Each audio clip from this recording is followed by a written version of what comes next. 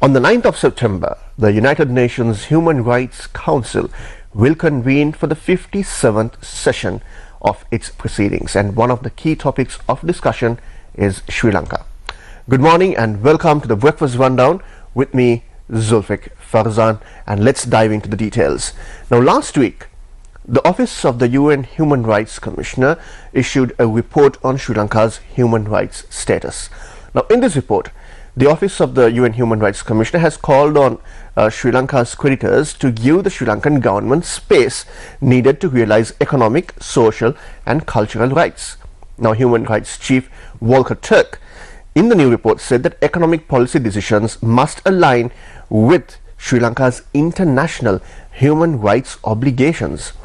Now, the report by the Office of the UN Human Rights Commissioner also identified renewed threats to fundamental freedoms in Sri Lanka, highlighting new or proposed regressive laws, erosion of democratic checks and balances, ongoing threats and intimidation against civil society and journalists, and the recurrence of human rights violations from the past. Now, based on this report, Human Rights Watch, an organization that is dedicated to upholding human rights across the world, has said that the Sri Lankan government is striving to showcase its achievements on human rights protection and economic reforms to its international partners. Now, however, it noted that the Office of the Human Rights Commissioner of the UN has also pointed out renewed threats on democracy and fundamental rights. The High Commissioner Volker Turk, in his last week's report, called on the UN Human Rights Council to renew mandates for monitoring and evidence collection, and urged the international community to help break the cycle of systemic impunity by using all potential forms of jurisdiction. Now, Human Rights Watch has also echoed the same call. It is urging UN member states to adopt a resolution renewing these mandates at the September session of the UNHRC. Now, the UNHRC September session will start on the 9th of September, and one of the main topics of discussion is going to be the human rights status of Sri Lanka. Now, let's shift gears to the political landscape. Sri Lankan President Ranil has already kick-started his election campaign rally. Now, he is running as an independent candidate. Now, he said that he will present his election manifesto outlining his plan and vision to build a new Sri Lanka tomorrow. That's the 29th. Now, this will include initiatives aimed at improving the quality of life for everyone and ensuring a safe environment for the youth of Sri Lanka. Now, he was speaking at a election campaign rally in Mavanalla last evening. Now, Wickremesinghe has emphasized the importance of continuing the country's progress, likening it to crossing a wine bridge, and warned that cutting the wine bridge would result in the country falling into a raging river, highlighting the risks of abandoning the current path. Now, the president has also criticized the Janata Vimukti Peramuna's manifesto, or the NPP manifesto, noting that reducing tax revenues would lead to a decrease of over 200 billion rupees in state revenue. Now, he argued that under such circumstances, it would be impossible to lower the prices of goods as suggested by the NPP.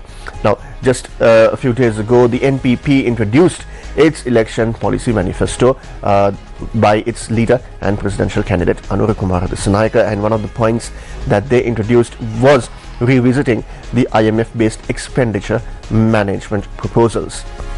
Now, at the same time, opposition leader Sajith Premadasa, who is also a presidential candidate, has said that he will introduce a program to alleviate poverty in Sri Lanka. Now, Sajith Premadasa is the presidential candidate of the Samagi Janabala Vegya. Now, his comprehensive poverty alleviation program aims to combine the best aspects of the existing initiatives like Janasavya, Samurdhi, Aswasuma and Gambhirya.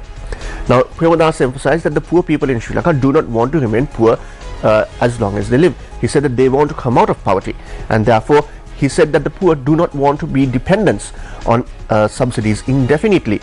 Now, with this understanding, he outlined a 2-year program designed to eradicate poverty. Under this initiative, each poor family will receive a monthly subsidy of 20,000 rupees for 24 months.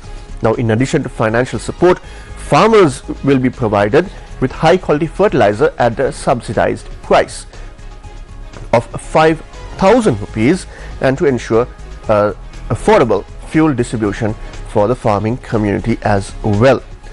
Now, NPP leader Anuru Kumar Dissanayake is also running for the highest office in the country.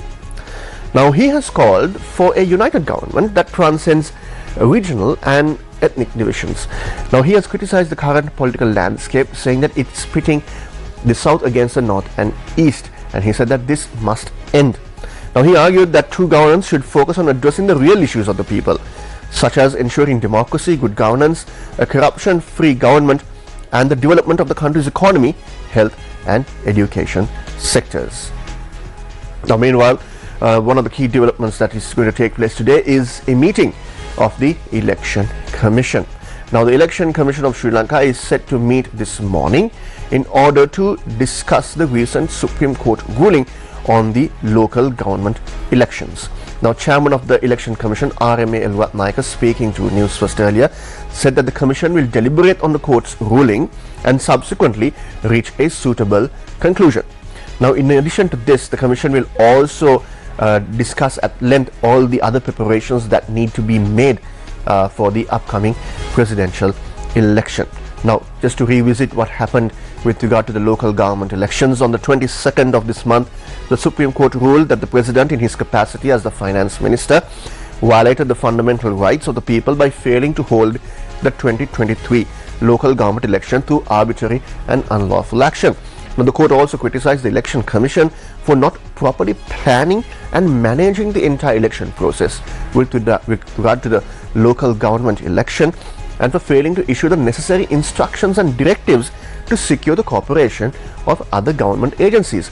Now, the Supreme Court ordered the Election Commission to conduct the local government election at the earliest possible date in accordance with its assigned powers and secure the cooperation of all other government agencies. Now, while an election is taking place, it is usual to witness foreign election observers in the country. Now, the first group of European Union election observers have arrived in Sri Lanka to monitor the upcoming presidential election. Now, in the coming weeks, another EU team will be in Sri Lanka for election monitoring. Now, in addition, the Commonwealth Observer Group has also landed on the island to monitor the election process. Now, the National Election Commission confirmed that the arrival of these monitors is based on the permission that was granted by the Election Commission following requests made by these monitoring groups. Now, in addition, the Asian Network for Free Elections are expected to visit the island in the following weeks as well. Now, the EU Observer Group also met with Prime Minister Dinesh Gunawardena at Temple Trees, along with the ambassador to the European Union. Now, the head of the EU delegation, who is Jose Ignacio Sanchez Amor, has thanked the government of Sri Lanka for the support that has been extended to facilitate their presence in the country to observe the 2024 presidential election. Now, the EU has conducted election monitoring in Sri Lanka 6 times, with the last being at the presidential election in 2019. Now, the EU will also deploy 26 election observers across the country to follow the presidential campaign. Now, one of the key aspects in Sri Lanka when it comes to voting is postal voting. Now, earlier this month, the deadline for the applications for postal voting concluded, and thereafter the selection process continued to see who was eligible to exercise their franchise via post. Now, the Department of Post has announced that the secure packages containing the official postal ballots for the upcoming presidential election have been dispatched to their respective destinations. Now, Senior Deputy Postmaster General Rajita Ranasinghe confirmed that efforts are underway to ensure that these packets reach the government institutions housing the postal voting centers by Friday. Now, to facilitate this process, over 1,000 postal workers will be mobilized. Now, this year's presidential election sees 712,318 state sector employees eligible for postal voting. Now, postal voting is scheduled to take place on the 4th, 5th and 6th of this month, ensuring that all eligible voters are granted the opportunity to exercise their franchise for the presidential election. Now, the presidential election will take place on the 21st of September. Now, moving on to another story that made headlines last evening, that was with regard to the issuing of passports. Now, the Sri Lankan authorities have announced that the system of issuing passports by booking a time and date in advance, that's booking an appointment with the Department of Immigration and Immigration, has been suspended. Now, the Minister of Public Security, that's Tiran Alas, has announced that passports will now be issued on the order of arrival. So it's going to be a first come, first served basis. That's how the passports are going to be issued from today. Now, Minister Alas stated that the new system will allow for the issuance of 750 passports every day. Now, this change comes in response to the large number of people who gathered in front of the Immigration Department yesterday morning, facing inconvenience due to restrictions of issuing the passports. Now, the Department of Immigration and Immigration explained why there was congestion at the department yesterday. They said that the restriction of issuing passports was necessary due to the limited supply of blank passports to issue new passports for those who are applying for this travel document. Now, this new first come, first served basis approach aims to facilitate the new process and manage the demand more effectively. And finally, now, if you noticed, we've seen a decrease in rainfall over the past few days despite having heavy rainfall in the recent weeks. Now, the Department of Meteorology has said that the sun is going to be directly over the latitudes of Sri Lanka from today to the 6th of September due to its apparent southward relative motion. Now, the nearest places of Sri Lanka over which the sun is overhead today at around 12:11 in the afternoon will be Delft Island, Punarin, Taduankodi and Chundikola. Now, the general public is requested to take adequate measures to prevent the damages that will be caused by temporary localized strong winds, as well as sometimes there will be showers that can be accompanied by lightning. Well, that brings an end to this morning's edition of the Breakfast Rundown, but do follow us on our social media platforms on Facebook, X, Instagram and YouTube, as well as TikTok, if you want to get more details on the stories that we are following here at Newsfirst. Until I meet you again tomorrow morning, same place, same time, take care and God bless.